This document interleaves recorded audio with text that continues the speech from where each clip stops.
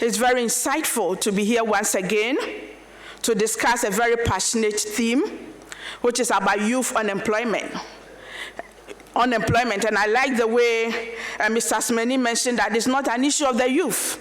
And it's really so. It's about all of us, including with the professors. We need to create opportunities to create wealth in all corners and how we can spread the resources and make sure that people that we engage and encounter with in any corner of our country benefit from the wealth that we all create.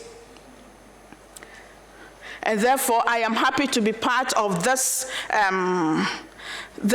discussion, the discourse that we're going to have. And as I was listening also to Mr. Asmani, I also make my note for myself as a professor of the University of Ghana.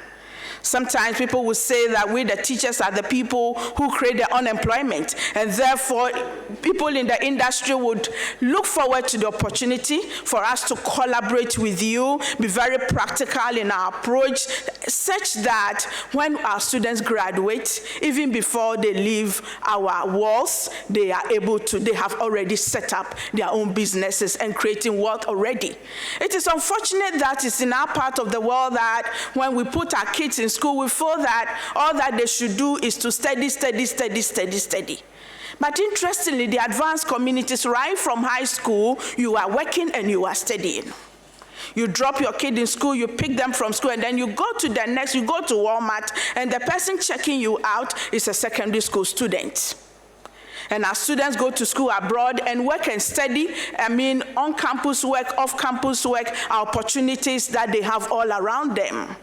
But unfortunately, you don't find our students working in our libraries. You don't find them making photocopies for us. You go to the restaurant and you don't find our students serving us. And it's like the illiterate mom in the village should bring the momo for the everything that the student needs for the data and all of that, when there is opportunities all around us. How do we send our students to the Medina market to learn how the market women are packaging contemporary, so that the person will study and say that when I finish school, I see that there's so much demand for contemporary, and I will produce contemporary, and I will package it so well, and I will put it in a nice environment, and I will even go to the offices and sell fresh contemporary to create wealth out of that. And I feel that if we mean the business, this is how practical we must become. And that excites me about the discussion that we were having whilst we were waiting to get in here with Mr. Owusu, and said that how do we walk the talk? We talk too much and we do little. But the doers don't really talk. They just sit quietly, and before you realize, they are giving you evidence and results. And I feel that is, I don't want the government should, the government this. No, the government cannot. The government is one entity, and we are more than the government, and therefore the onus is on us, industry, academia, informal sector, private sector, whatever you want to call it, including my own big brand graphic. Our discussion is that, after beyond this, how do we take your strategies and then set it up and come up with a practical intervention? We build their capacity, we set them up, we create opportunities, we monitor them, we guide them, we give leadership, we give direction.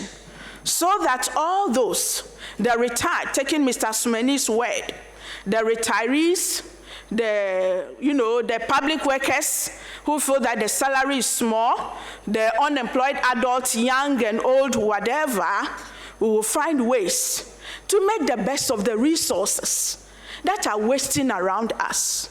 The rainfall, the forest, and all the big things, the sunlight that the mighty God has given to us. How do we harness it to create wealth in our dear country? I wish you all the best. For more news, visit graphic.com.gh or log on to Facebook at Daily Graphic and on YouTube at GraphicGH.